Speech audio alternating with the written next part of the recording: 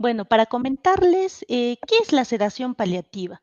Básicamente nosotros usamos la sedación paliativa cuando hay síntomas refractarios que no son, por ejemplo, no quiere decir que sea un síntoma de difícil manejo. Esto quiere decir que consideramos una sedación paliativa como la disminución del estado de conciencia del paciente para hacer que este paciente no sufra y no tenga ningún tipo de, digamos, pueda tener una muerte digna, ¿no? Entonces, ¿qué quiere decir esto? Usamos la sedación paliativa cuando consideramos que un paciente ya agotó todos los procesos posibles al proceso y el momento que tiene cada paciente. Es por eso que deprimimos el estado de conciencia para que el paciente esté libre, libre de sufrimiento y asimismo sus familiares y todas las personas que están a su alrededor. Los síntomas refractarios son aquel que puede ser adecuadamente controlado con los tratamientos disponibles, aplicados por un especialista, ya sea en emergencia o donde lo vayan a tener al paciente en un plazo y tiempo razonable, ¿no? Y bueno, esta sedación paliativa consiste en utilizar uno o varios medicamentos que disminuyen el estado de conciencia del paciente ante la presencia de uno o varios síntomas refractarios.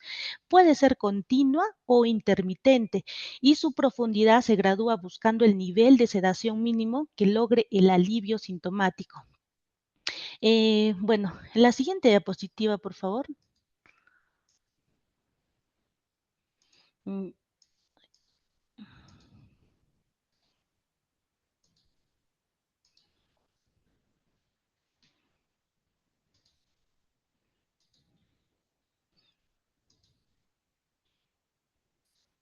Sí, como habíamos visto entonces, es usar estos medicamentos para deprimir el estado de conciencia. La siguiente diapositiva. Es importante que nosotros veamos, básicamente, hay unas escalas funcionales que son utilizadas para evaluar el estado funcional del paciente. Estas escalas, tanto la escala de Karnofsky como la escala ECOG, miden la capacidad del paciente para realizar actividades diarias y su nivel de independencia, pero básicamente van a tener una diferencia en su rango de puntuación. Por ejemplo, esta escala Karnofsky vemos que ahí la actividad normal, un paciente normal, ¿no? Por ejemplo, nosotros vemos un paciente caminando, haciendo actividades, que no necesita apoyo de nadie, que puede incluso hasta trabajar, ¿no? Este paciente está sintomático, sin evidencia de enfermedad y es capaz de realizar sus actividades normales, trabajar y no requiere cuidados especiales en un 100%. Pero si ya vemos que el paciente es incapaz de trabajar, puede vivir en casa y autocuidarse con ayuda variable, vamos a ver que ahí va disminuyendo un 70%. ¿No? Que todavía necesita cierta limitación, pero cuando ya vemos que el paciente está incapacitado, está en cama, requiere cuidados especiales, ¿no? Por ejemplo, no puede comer solo, tiene necesidad para apoyo o algún personal para ir al baño, entonces ya va bajando el 40%, ¿no? Entonces, la escala Karnofsky nos permite valorar no solamente en pacientes oncológicos que van a pasar a sedación paliativa, sino también pacientes que entran a la unidad de cuidados paliativos, así también como para determinar algún tipo de tratamiento o quimioterapia, ¿no? Si vemos un paciente que definitivamente está, por ejemplo, en una escala Karnofsky 20%, dependiendo de cada patología, vamos a decir este paciente puede que no tolere el tratamiento, ¿no? Entonces ahí decimos cuidado, ¿no? Entonces es importante ver esta escala de Karnofsky. La siguiente diapositiva, por favor. Bueno, como les había comentado, eh, tenemos la otra escala, que es la escala de Koch. En esta escala también vemos si este paciente es funcional o no. ¿Qué quiere decir? Una escala de Koch 0 es un paciente totalmente asintomático que hace sus actividades. ECOG 1 es sintomático, puede trabajar y realizar algunas actividades diarias, pero en esta escala tenemos una particularidad. A partir del ECOG 2 y 3 hay una diferencia. En una escala de Koch 2 puede hacer, por ejemplo, actividades, pero está menos, no está en cama menos del 50%. En Koch 3 está más del 50% en cama y en un ECOG 4 está totalmente todo el día en cama. Entonces yo les planteo, para ver si me han entendido la escala funcional, tanto Karnofsky como ECOG, les planteo un caso clínico. Digamos, hay una paciente de 40 años con un diagnóstico de cáncer de mama estadio clínico 4. Tiene una escala funcional de Karnofsky de 90%, un ECOG 1, en tratamiento de quimio, está iniciando su primer curso de quimioterapia, tiene un poco de dolor, aunque dice que es un dolor intenso, un EVA de 8/10 y no ha tenido ningún tratamiento previo. ¿Ustedes consideran que este paciente requiere tratamiento paliativo, sí o no? ¿Quién quiere participar?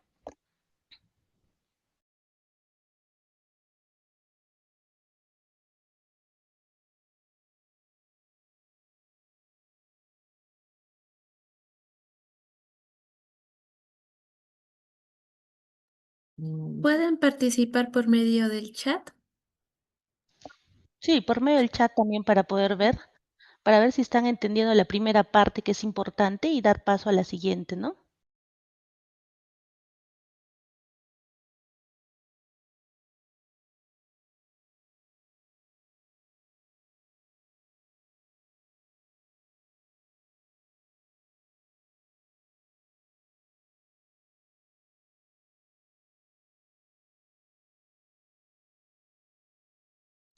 Ya sí, tenemos una respuesta, está muy bien, Maribel.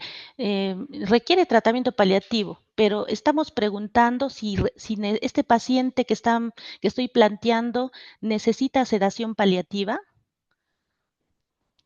¿Sí requiere sedación paliativa? Exacto. Muy bien, Stephanie Laguna. Como les había comentado, en otras palabras, la sedación paliativa usamos para deprimir el estado de conciencia del paciente cuando ya está próximo al fallecimiento. Entonces, este paciente tiene 40 años, no ha recibido tratamiento para el dolor. ¿Por qué le haríamos sedación paliativa? Sedación paliativa se hace en un paciente que ya ustedes han abordado todo el tratamiento médico. Es decir, ya le he dado su tramadol, su morfina, todo, y aún así no le calma el dolor. Este paciente no tiene tratamiento previo.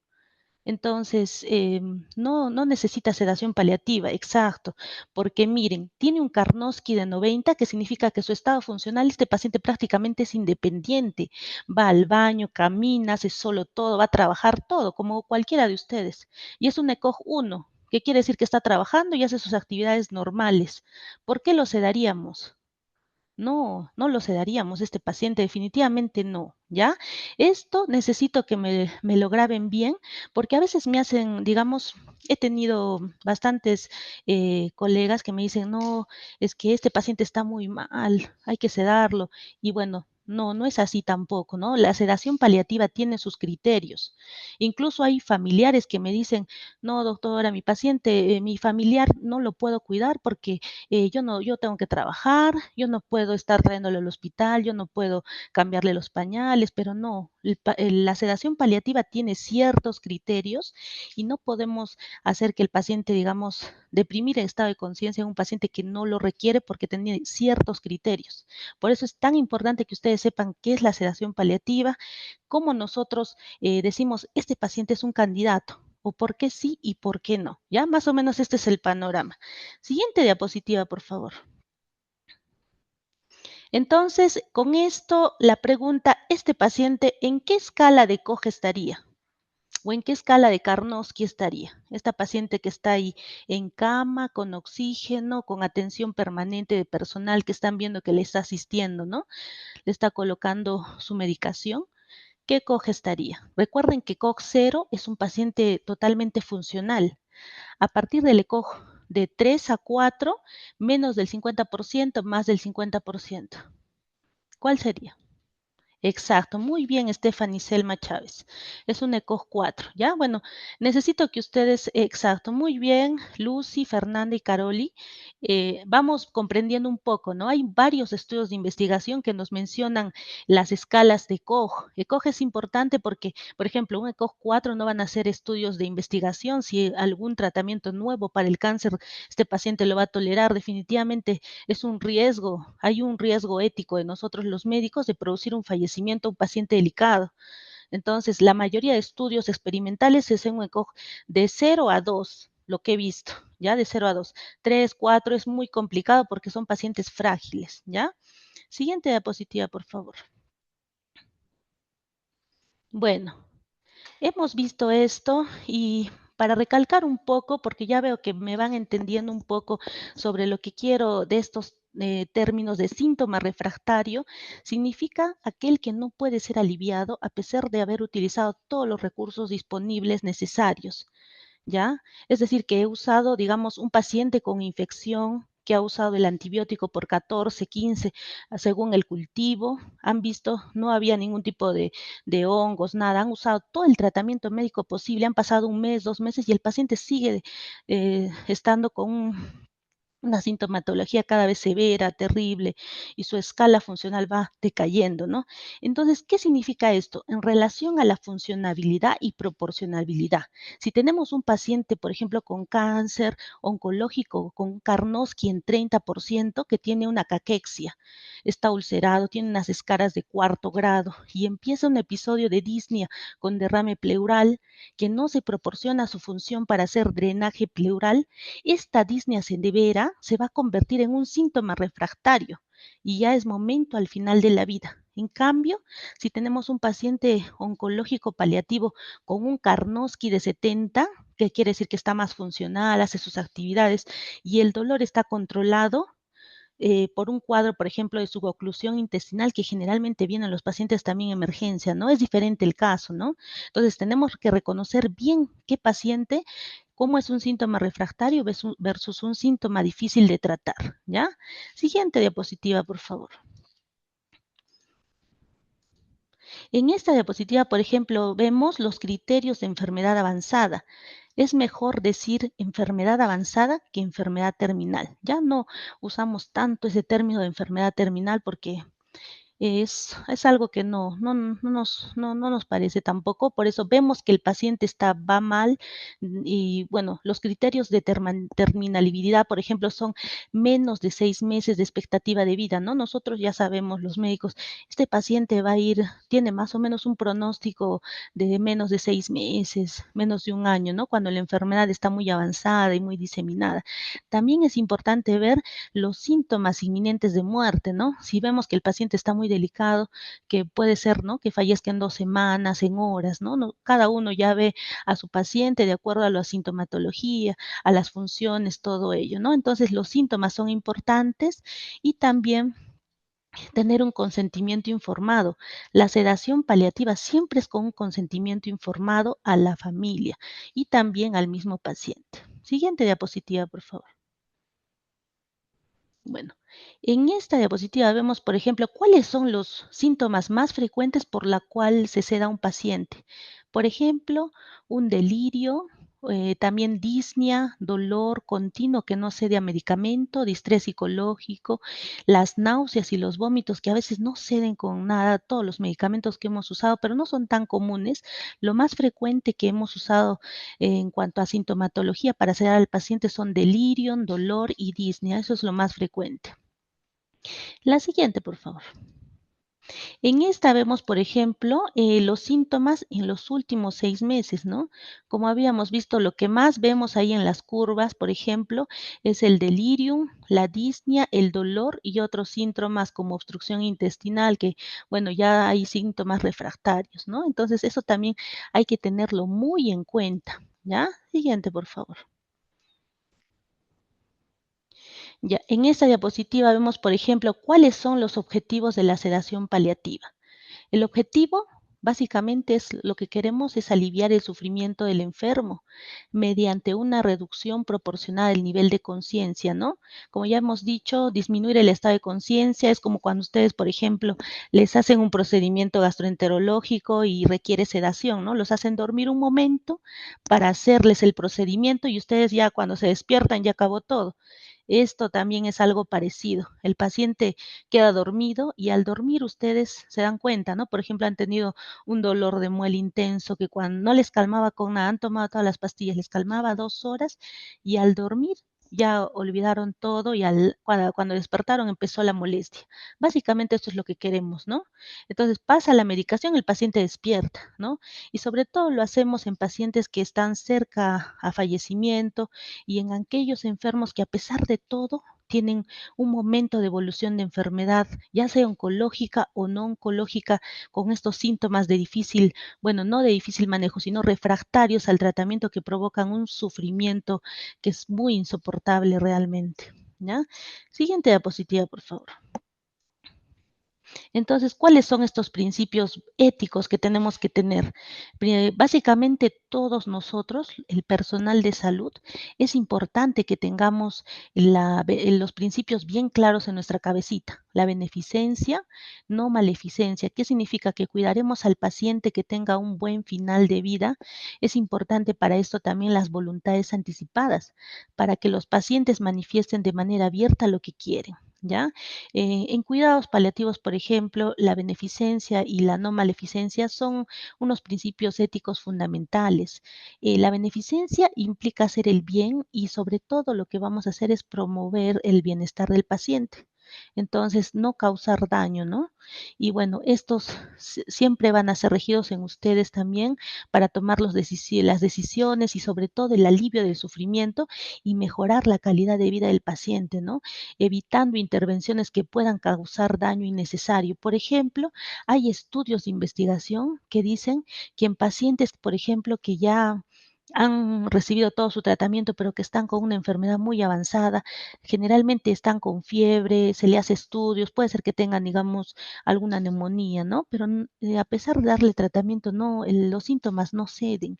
Entonces, ya no hay que sacarle pues más sangre, más cultivos, más tomografías, cuando ya vemos que este paciente está próximo a fallecer, ¿no? Uno se da cuenta cuando está hiposaturando, haciendo taquicardia y cuando no está habiendo una respuesta, ¿no? Al tratamiento ya instaurado, ¿no? Básicamente esa es la clave de tener ese punto y darnos cuenta cuándo es el momento, ¿no? No es cuando el familiar nos diga que ya no puede cuidarlo, que ya no quiere traerlo al hospital, que vive lejos. Eso no es algo de que yo tenga que sedarlo por esos motivos. Entonces, estos principios éticos son muy importantes, ¿ya? Siguiente diapositiva, por favor. Entonces, como vemos acá, los escenarios son varios, ¿ya? Puede ser que lo hagamos una sedación leve, moderada, continua, intermitente. Entonces, esto lo podemos hacer en hospital o en casa. Entonces, también, ya que lo vamos a hacer, es importante también la inclusión de los síntomas psicoespirituales, ¿no? Por ejemplo, hablar con la familia, con el paciente. El paciente tiene derecho a elegir, ¿no? Él dice, yo ya no quiero esto, quiero hacer esto. Es importante. A mí me gusta siempre decirle a los pacientes, usted desea saber cómo va la enfermedad. Si el paciente me autoriza, me dice que sí, sin ningún momento no se le puede negar la información. Eso significa también, no podemos hacer, digamos, ocultarle, ¿no? No podemos ser partícipes de no decirle cómo él lucha, cómo él se enfrenta a la enfermedad si no sabe nada de cómo está la situación. Algunos pacientes vienen a consulta sin saber que tienen cáncer, entonces tampoco eso está bien, ¿no? Entonces, si uno mismo le pasara, como quisiera, ¿no? Como quisiera estar con esta voluntad anticipada, saber que va a pasar algo más y decir, ¿no? Entonces voy a tener tiempo para poder poner mis cosas en orden, ¿no? Entonces, eso es algo muy importante. La siguiente diapositiva, por favor. Bueno, vemos acá, por ejemplo, un algoritmo. Si vemos al paciente terminal con sospecha de síntoma refractario, vamos a plantearnos ahí una pregunta. Pensemos, ¿existe alguna otra opción para este paciente que le pueda hacer que pueda mejorar? Si la respuesta es sí, entonces le valoramos el tratamiento, hacemos todo un nuevo reprogramación en cuanto a algún análisis que esté pendiente y le damos el tratamiento adecuado. Pero si la respuesta es no, que significa ya hice todo lo posible, pero a pesar de eso, veo que los exámenes siguen alterados, no responde a los medicamentos que son, por ejemplo, los de más alta resistencia, entonces indicamos sedación. Asegurémonos de que cuando empecemos a decidir que un paciente va a ser sedado, hablar con la familia, hablar con el paciente, informar, porque recuerden que esto es con consentimiento. Al final el que firma la autorización es el paciente o la familia, dependiendo cómo esté, digamos, el paciente, ¿no? Si es que puede tomar decisiones en ese momento. Y hay que registrar todo en la historia clínica. A las 5 de la tarde fui, el paciente estuvo con disnea, con taquicardia, se le habló al familiar, refiere que pensará con hermanos, regresé a las 6 de la tarde, familiar firma el consentimiento de sedación paliativa, se informa a personal de enfermería y también al equipo para que todo el equipo sepa, ¿no? Registrar todos los aspectos. Y bueno, como les había comentado, en conclusiones, lo más frecuente son que lo cedemos por un delirium continuo, una disnea refractaria, sobre todo, bueno, la hemorragia ya los hemos sedado cuando ha habido hemorragias masivas que no cedían y bueno, el dolor, ¿no? Y hacemos según el protocolo también de sedación, ¿no? Siguiente diapositiva, por favor. Entonces, ¿cuáles son los medicamentos que nosotros usamos? Tenemos, bueno, varios, pero en nuestro medio generalmente lo que más nos apoya es el midazolam, ¿no? Pero tenemos, por ejemplo, la levopromacina, la clorpromacina, el fenobarbital y el propofol. Y el uso de opioides en sedación paliativa, ¿qué quiere decir esto? Si nosotros hemos usado, por ejemplo, un paciente ya ha usado morfina en altas dosis, puede continuar con la dosis de morfina y el midazolam, no se le suspende, ¿ya? Porque el midazolam usamos para deprimir el estado de conciencia y la morfina lo está usando también para el dolor. Entonces, no anula uno el otro, ¿ya? La morfina no la usamos netamente para sedación, ¿ya? Para la sedación son estos fármacos. Siguiente diapositiva, por favor. Bueno, acá también les he puesto en cuanto lo que es subcutáneo, intravenosa, las dosis y bueno, los otros medicamentos que no lo contamos en el medio. Y bueno, en la siguiente, por favor. Acá vamos a ver cómo actúa el midazolam, ¿no? El midazolam, como decimos, nosotros tenemos, por ejemplo, de 5 y de 50. Entonces, el midazolam, ¿por qué es importante? ¿Cómo actúa? ¿Cómo hace que yo me quede dormido, no? Lo usamos también para procedimientos de endoscopía alta. Entonces, cómo actúa el midazolam? Como vemos ahí, el midazolam, bueno, es una benzodiazepina de acción corta que se liga al receptor benzodiazepínico sobre el sitio GABA. Y bueno, esto lo que va a hacer, actúa el sistema límbico, talámico, hipotalámico, el sistema nervioso central, y esto hace lo que produzca la sedación, relajación muscular y al mismo tiempo ejerce una actividad anticonvulsiva. Como vemos en esta imagen que está a la derecha, muestra una afinidad hacia los receptores benzodiazepínicos muy superior sobre todo al diazepam, porque antes, incluso con el diazepam, trataban de sedar a un paciente, ¿no? Pero el efecto es más corto. Entonces, lo que hace esto, exalta los efectos del GABA, aumentando la afinidad de este hacia los receptores GABAergérgicos, y esta unión a su receptor abre el canal de cloro. Como vemos ahí las puertitas, ¿no? Es como que entras a una habitación, abres y al hacer esto origina una hiperpolarización de membrana celular.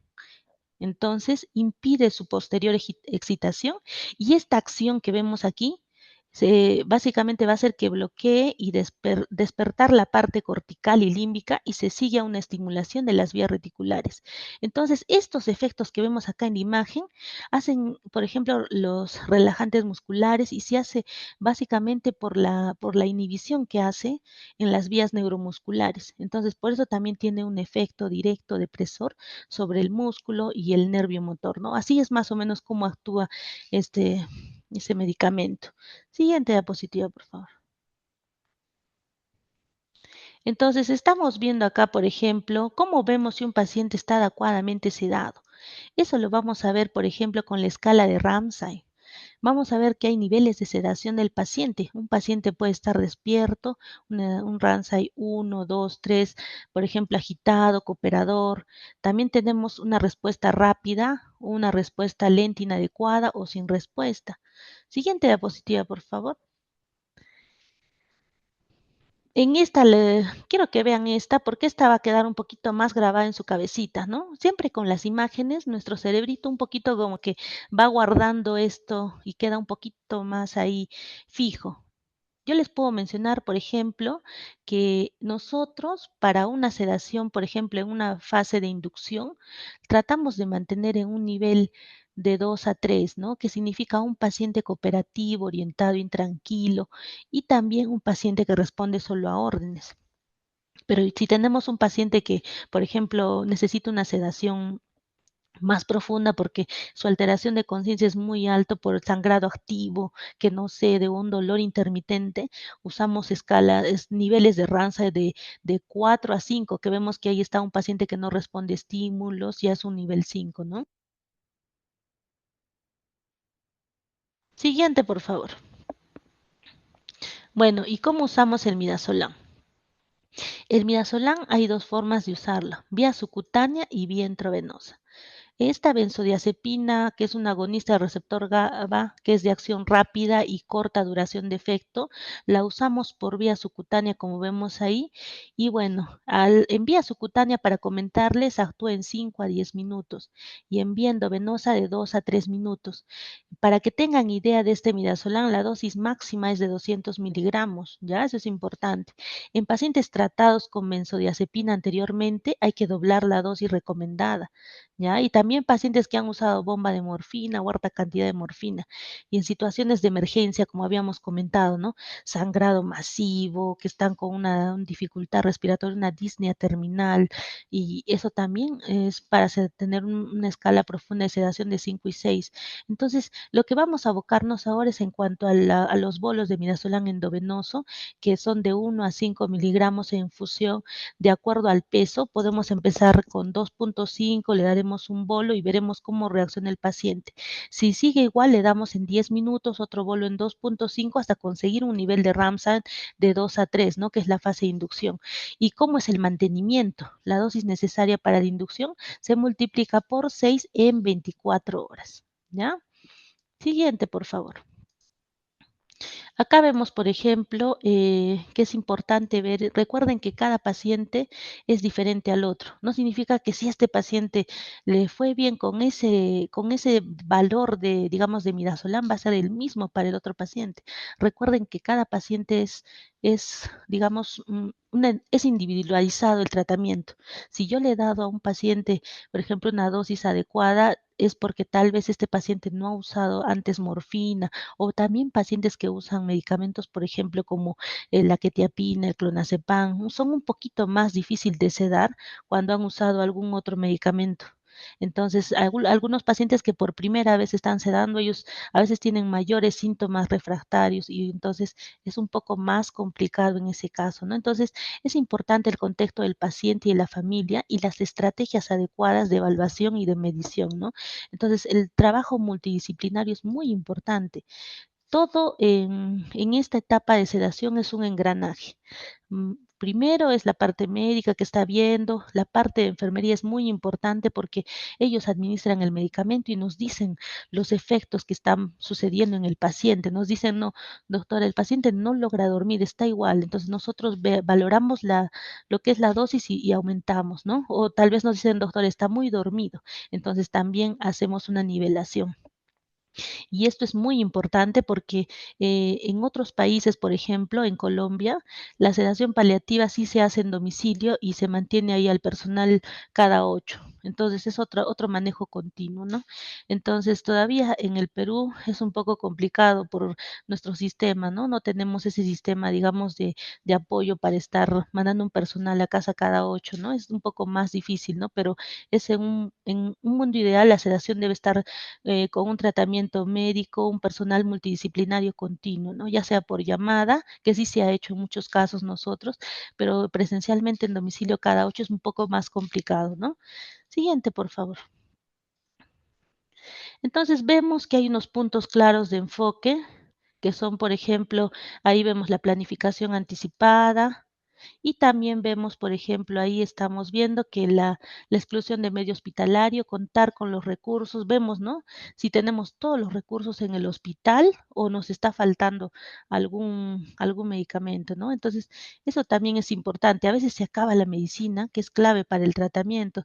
Sí nos ha pasado en otros casos y bueno, cuando pasa eso es más complicado. Mientras tengamos todos los recursos necesarios, un buen ambiente, un buen cuidador, un buen tratamiento, podemos continuar, ¿no? Cuando falla uno de esos, ya no hay muchas situaciones. Entonces, cuidadores, es importante la visita médica, ahí dice diaria, ¿no? Porque como les digo, en otros países es así.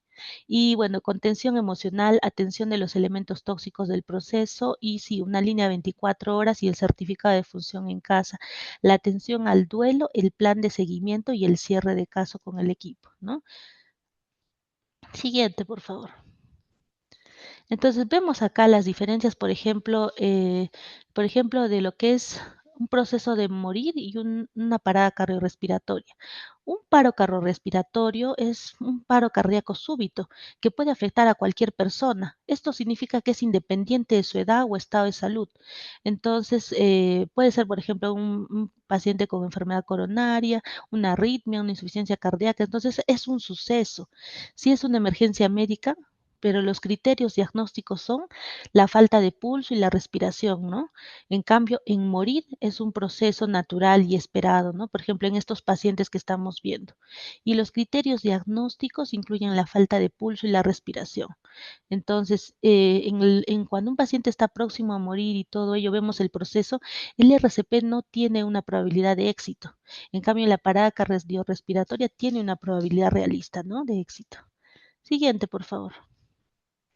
Vemos en esta diapositiva, por ejemplo, de todos los pacientes que nosotros estamos viendo en el día a día, de estos pacientes, solo el 20% terminan en sedación. Continuamente no hacen sedación paliativa. ¿Qué quiere decir esto? Que de todos los pacientes el 100% no se están sedando, ¿no? Entonces, son pocos los pacientes que entran a sedación paliativa. Según todos los estudios de investigación, más o menos será en un 20%. Siguiente, por favor. Entonces, ¿es igual la sedación que la eutanasia? ¿Qué dicen ustedes? ¿Es lo mismo decir sedación que eutanasia? Sí, no, ¿qué creen? Exacto, no, no es lo mismo, ¿no es cierto? No es lo mismo la sedación que eutanasia, porque eutanasia es un término básicamente de hacer que con un fármaco el paciente fallezca en minutos, ¿no? Es determinadamente así voluntariamente.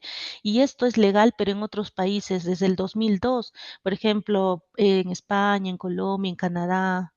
En cambio, en Perú, la eutanasia no está legalizada, es un homicidio culpiadoso y hay, bueno, una pena de 3 años desde el 2022. Entonces, con la sedación solamente disminuimos el estado de conciencia, ya lo que hemos hablado, y con una dosis mínima necesaria, y lo que nos frena es la escala de Ramsay, ¿no? Nosotros decimos, ¿lo estamos sedando bien o nos estamos pasando en sedación, ¿no? Con esa escala podemos determinar en la historia. Escala de Ramsay 4, por ejemplo. Entonces, vamos viendo cómo va de acuerdo al fármaco que estamos colocando y esto básicamente lo hacemos para evitar que el paciente perciba estos síntomas refractarios de dolor, angustia y bueno, no solamente para ellos, sino para su entorno, ¿no? Y como les digo, la eutanasia busca deliberadamente la muerte anticipada, ¿no? Tras la dosis letal y bueno, para evitar el sufrimiento de este paciente, ¿no? Siguiente, por favor. Bueno, esto también para comentarles, esta manito de esta paciente que ustedes ven, eh, básicamente es de Ana Estrada. Es una paciente que ha ganado un juicio en el Perú porque ella bueno, tenía una polimiositis, le pusieron traqueostomía, gastrostomía, me parece que desde el 2015, esto para respirar y comer, y bueno, fue a Defensoría del Pueblo, fue a Poder Judicial para tener una acción de amparo y al final ganó. En el Perú no está legalizada la eutanasia, pero el Salud en Rebagliati y en Lima hizo un protocolo solo para esta paciente que hizo una demanda legal para que pueda, digamos, hacerle esta eutanasia, ¿no? Pero no es que esté autorizada en el Perú, ha sido solamente un caso individualizado. Ya, y con un protocolo y con personal que, bueno, ha aceptado hacer esto, ¿no? Ella mencionaba mucho, para mí tener una vida digna es tener libertad, autonomía, decisión sobre ti mismo, y ella decía, quiero tener el control de mi tiempo, de mi cuerpo, de poder elegir cuándo morir, porque se trata de la libertad de elegir. Lo que pasa es de que ella y al final, cuando esta enfermedad fue avanzando, ya no podía incluso, no podían moverse, no podía ni mover los ojos. Estaba consciente, es como si ustedes estuvieran conscientes, pero en una cápsula pequeña. Entonces se sentía como si estuvieras en una cápsula pequeña donde solamente entra tu cuerpito y estás consciente de todo, pero no puedes hacer nada. Entonces ese sufrimiento en ella ya no pudo aguantar más y procedió, ¿no? Y sí, sí se hizo este procedimiento. Siguiente, por favor. Bueno, para que sepan un poco, desde el 24 de noviembre del 2022 se ha aprobado en el INEN, se hizo una resolución número de 397. Esto fue básicamente en el área de medicina paliativa y terapia del dolor, en el departamento del INEN, para ver lo que es el tema de la sedación paliativa. ¿Ya? Incluso hay un consentimiento informado que les he comentado que es donde se pone los datos del familiar o del personal que acepta, y también tiene una revocatoria del consentimiento. ¿Qué quiere decir? Si es que no desea o, por ejemplo, algún familiar diga que ya no desea la sedación, tiene todo el derecho de revocarlo y también firma y huella, ¿no? Al final, los que deciden son tanto el paciente como los familiares. Nosotros siempre les vamos a recomendar a los pacientes lo mejor, lo recomendable, ¿no? Pero ya está en cada decisión de ellos, ¿no? Nosotros no podemos tampoco ahí. Es una decisión ética. Siguiente, por favor. Bueno, habíamos visto que en noviembre del 2022 se había aprobado y bueno, había ya también este reglamento, todo ello para la sedación paliativa en el Perú, ¿no? Y en diciembre me llega un niño, ¿ya? En diciembre he visto un niño de Lima, ha sido tratado todo su tratamiento en Lima, este pequeñito. El caso clínico sí ha sido con el consentimiento de la mamá. Es un pequeño de 5 años. Este pequeño, el diagnóstico era un retinoblastoma bilateral. Recibió quimioterapia, fotocoagulación, le hicieron la enucleación del ojito izquierdo en diciembre del 2017 en Rebagliati. Después le dieron quimioterapia intraarterial en el Hospital Almenara por 11 cursos hasta el 2020. De ahí recibió crioterapia, una respuesta completa, pero pasó a vigilancia 4 meses, y en el 2021 hubo una recurrencia de enfermedad. Se hizo una junta médica en Almenara y de ahí, bueno, después de que se le hizo un PET-CT, se vio que la enfermedad había avanzado, la madre no aceptó la cirugía y se perdió de vista desde el 2021 hasta el 2022, casi un año. Al final, el pequeño ya no era potencialmente quirúrgico, se le dio radioterapia y bueno, ya había infiltración a médula ósea, volvió a recibir quimioterapia, carboplatino, vincristina, etoposide por 2 cursos, pero ya hubo progresión de la enfermedad a nivel de la parte maxilar derecha, ¿ya?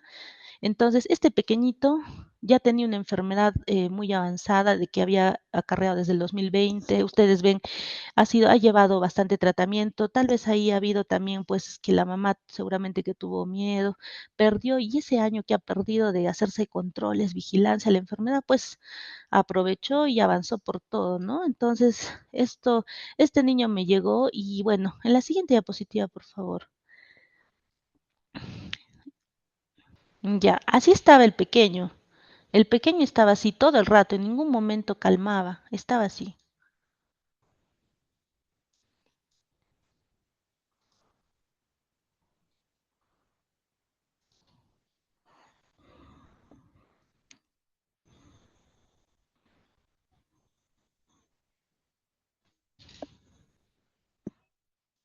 Bueno, el pequeño estaba así todo el rato, en ningún momento le calmó lo que es en ningún momento, digamos, estuvo tranquilo. Todo el tiempo estuvo así. No, se va un poco la señal y no se podía ver mucho, pero no sé si habrán visto que este pequeño que hemos hablado de que ha transcurrido su enfermedad prácticamente arrastrado desde el 2020 y a pesar de todo su tratamiento, el pequeño estaba todo momento llorando, ¿no? Y ustedes dirán, pero ¿por qué no le ponen algo? ¿Qué pasó? No, el pequeño ya ha estado ya con tratamiento de terapia del dolor de otra institución y le han estado colocando buenos medicamentos. Siguiente, por favor. Esta es la bomba que le han colocado al pequeño, ¿ya? Las bombas elastoméricas vienen de 7 días y de 5 días. La bomba que usan ellos es la de 5 días y contenía morfina 55 ampollas, ketamina 30 cc, también tiene midazolam de 5 miligramos 10 ampollas, metamisol 20 ampollas, lidocaína 30 cc, dexametasona 12 ampollas, ranitina 15, ondansetron 10 y sulfato de magnesio 2. Es decir, ustedes, a pesar de esto, que es una buena dosis, el pequeño estaba todo el rato con dolor. Entonces la madre me dice, doctora, ¿qué puedo hacer? Me dice, todos los días, todo el rato, en ningún momento duerme a pesar de su bomba.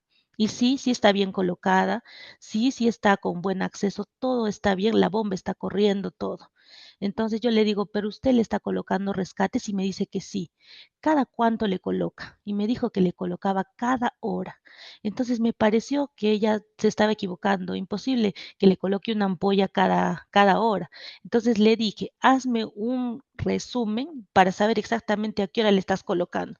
Y el resumen es la siguiente diapositiva. La siguiente, por favor. Ya, le pone morfina, 1 en la mañana, una ampolla. Morfina, 2:50 en la mañana, una ampolla. Morfina, 3:10 de la mañana, una ampolla. Morfina, 4:30 de la mañana, morfina, 5 en la mañana, uno. Sí le ha estado poniendo cada hora y miren, no calmaba. Esto es lo que quiero que me entiendan. Entonces, este paciente ha estado con una bomba adecuada, le ha estado colocando rescates, pero esto ya es una barbaridad, ¿no? Es una ampolla de morfina cada hora en un pequeño de 5 años. Entonces, la mamá lo ha hecho así por desconocimiento, ella no sabía, lo ha estado poniendo porque su hijo en ningún momento calmaba y sus palabras son ayúdame, ayúdame, ¿no? Entonces, este pequeño tiene criterios de sedación, ¿ustedes qué dicen?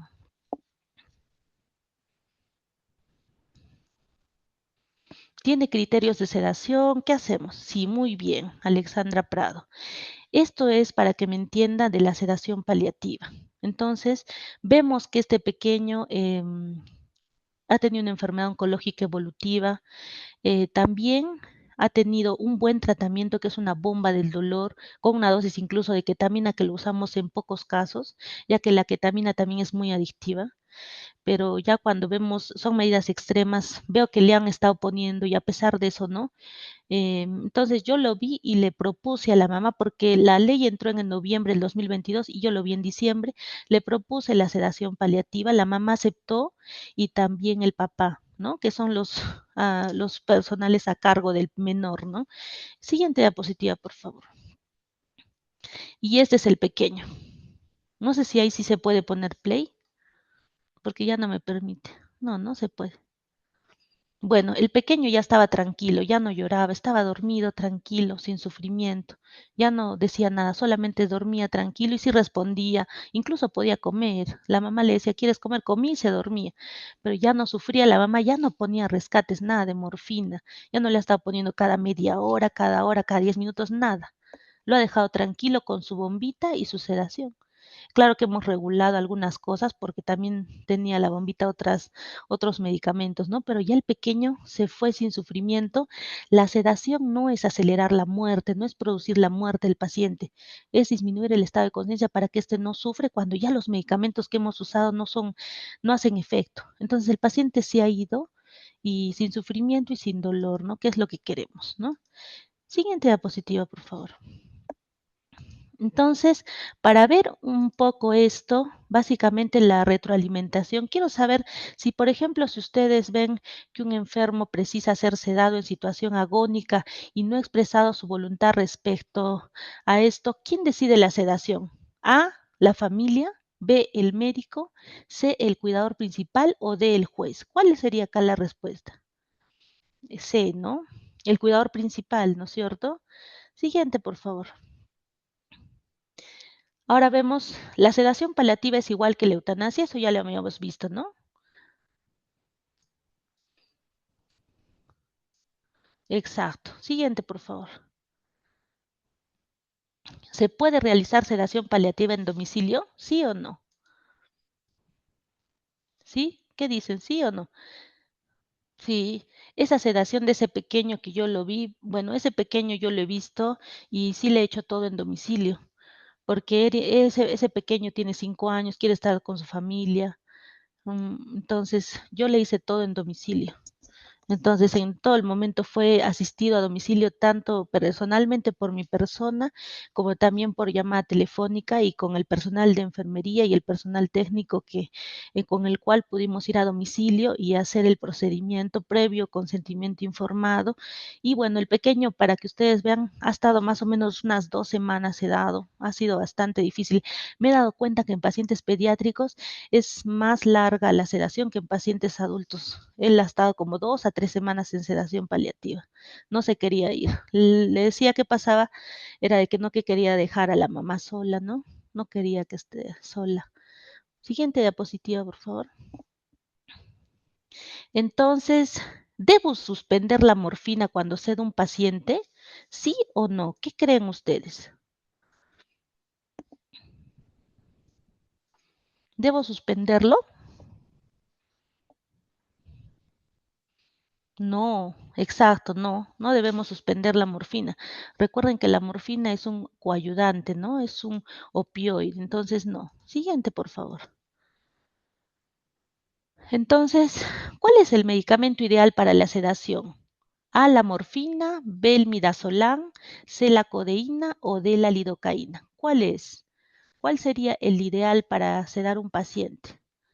Muy bien. En el contexto de Perú, midazolam, pero hay muchos medicamentos en otros países que usan que no los tenemos a la mano y claro que tienen menos efectos adversos, pero bueno, es uno de los ideales para la sedación si estamos hablando, es el midazolam y esa es la respuesta correcta. Siguiente diapositiva, por favor. Bueno, en esta diapositiva vemos que la muerte no es un futuro improbable, más bien es un bien, eh, una expectativa factible, ¿no? Es importante cuando nosotros decimos es importante la buena vida, también es importante el bien morir. ¿No? Esto es importante. La dignidad es una cualidad intrínseca del ser humano que se mantiene hasta el momento de la misma muerte.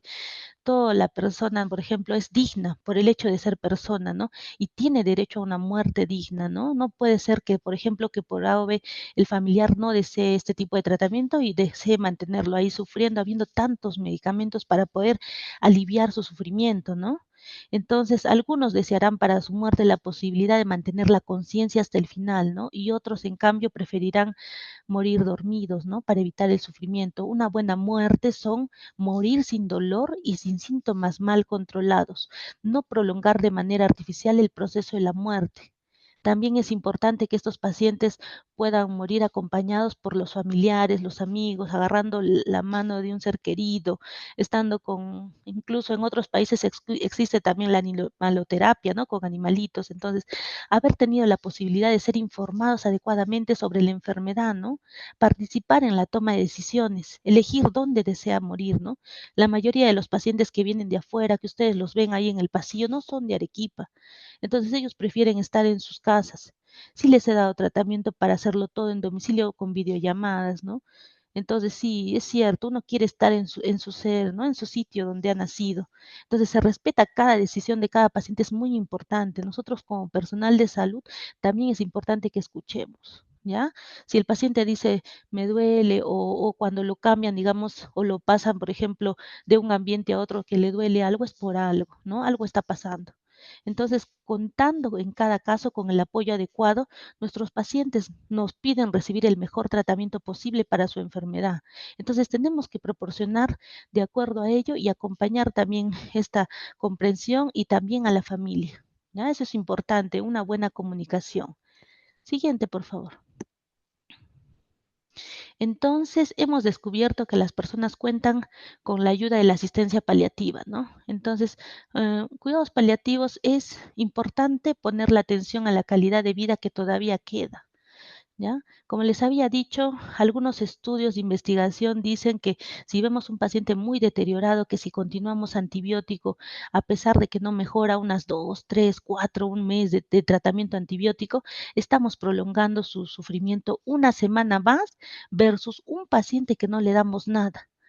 Entonces, eso también es importante, las estadísticas, comentarle a los familiares, ¿no? La mayoría nos dice, no, ya no quiero verlo sufrir, ¿no? Entonces, damos la calidad de vida, hacemos también sedación. Todo eso es importante que nosotros conozcamos para darle al paciente las mejores herramientas, ¿no?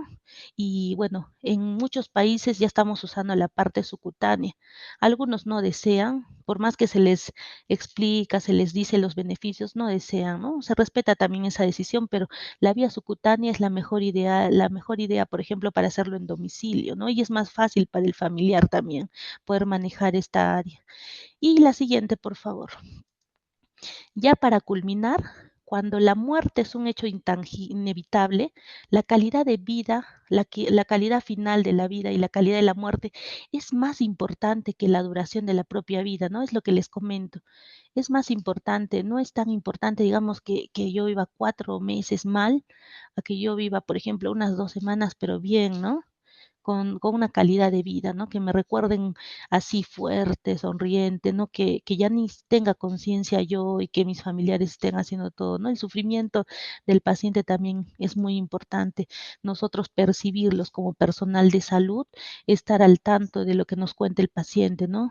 Cada cosa que solamente escucharlos un momento para ellos es muy importante porque no todos tenemos ese tiempo de escucharlos. Estamos tan apurados del día a día yendo de un lado a otro lado, que a veces es tan difícil estar un rato ahí sentados y tratar de escuchar un poco y tal vez eso cambie algo más en el paciente o en su familiar, ¿no? Siguiente, por favor. Entonces, para terminar ya esto, no basta conocer el camino, ¿no? Hay que recorrerlo. Es importante también eso, ¿no? Podemos ver varias guías, podemos ver varios estudios de investigación, pero es importante estar ahí con el paciente y ver exactamente qué es lo que él tiene y darle la mejor alternativa de acuerdo a cómo se siente en ese momento, ¿no? Darle el mejor esquema de tratamiento. Listo, muchas gracias.